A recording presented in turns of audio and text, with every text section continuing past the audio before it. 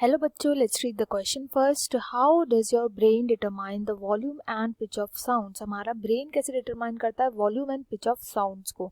तो यहाँ पे जो की कॉन्सेप्ट यूज किया जाएगा वो होगा हियरिंग का.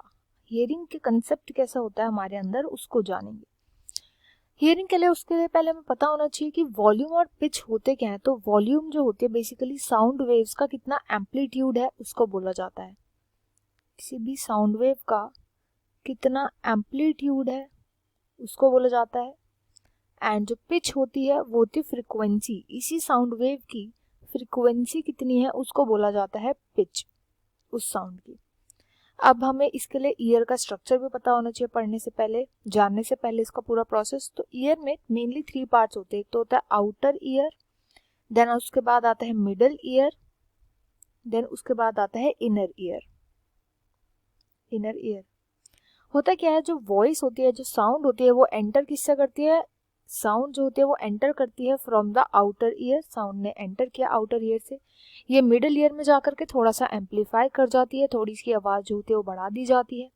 इनर ईयर में पहुंच करके यहाँ पे जो मेन ऑर्गन प्रेजेंट होता है वो होता है कॉक्लिया. कॉक्लिया यहाँ पे प्रेजेंट होता है. ये कॉक्लिया जो होता है ऐसे स्नेल शेप का ऐसे स्ट्रक्चर होता है यहाँ पे प्रेजेंट होता है. एंड ये डायरेक्टली कनेक्टेड यहाँ पे आती है ऑडिटरी नर्व्स. ये कनेक्टेड होता है ऑडिटरी नर्व से. ये ऑडिटरी नर्व्स कनेक्ट होती हैं ऑडिटरी कॉर्टेक्स से, जहाँ पर हमारी साउंड्स को मीनिंग दिया जाता है. ये कॉर्टेक्स हमारे ब्रेन में प्रेजेंट होता है. अब होता क्या, जब साउंड गई एम्पलीफाई हुआ तो कॉक्लिया के अंदर यहाँ पे एक बेसिलर मेम्ब्रेन प्रेजेंट होती है जो इसके मिडल से रन करती है. इसको बोलते हैं बेसिलर मेम्ब्रेन. इस बेसिलर मेम्ब्रेन पे प्रेजेंट होते हैं स्पेशल सेल्स जो कि रिसेप्टर्स होते हैं साउंड के, जिनको हम बोलते हैं हेयर सेल्स. हेयर सेल्स यहाँ पे प्रेजेंट होते हैं. अब हेयर सेल्स जो होते हैं वो ऐसे एंड पे भी प्रेजेंट होते हैं, यानी वो वाला पार्ट जो मिडल ईयर के बहुत क्लोज है. एंड मिडल में भी प्रेजेंट होते हैं, लास्ट में भी प्रेजेंट होते हैं. Through out the basilar membrane पे हेयर सेल्स प्रेजेंट होते हैं.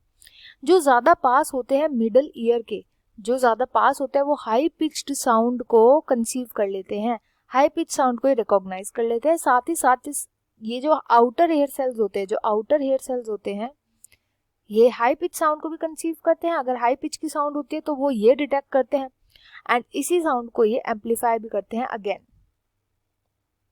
मैकेनिकल एम्पलीफिकेशन करता है.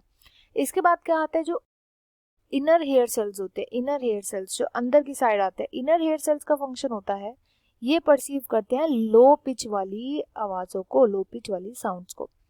इन सब साउंड्स, ये जब साउंड्स जो होती है ये कहाँ ट्रैवल कर जाती है, जब ये परसीव कर लेते हैं ये सारे, ये जो होते हैं नर्व सिग्नल्स पास कर देते हैं ऑडिटरी नर्व्स को. ऑडिटरी नर्व्स इन सिग्नल्स को पास कर देते हैं कॉर्टेक्स को. ऐसे हमें पिच के बारे में पता चल जाता है. इसके बाद आता है कि हम कैसे वॉल्यूम को डिटेक्ट कर पाते हैं. तो वॉल्यूम जो होता है उसके लिए भी हेयर सेल्स को यूज किया जाता है, हेयर सेल्स की बेंडिंग को. जब भी हेयर सेल्स, अब देखो साउंड वेव्स जो होती है, साउंड वेव्स हमेशा इन हेयर सेल्स की मूवमेंट करवाती है.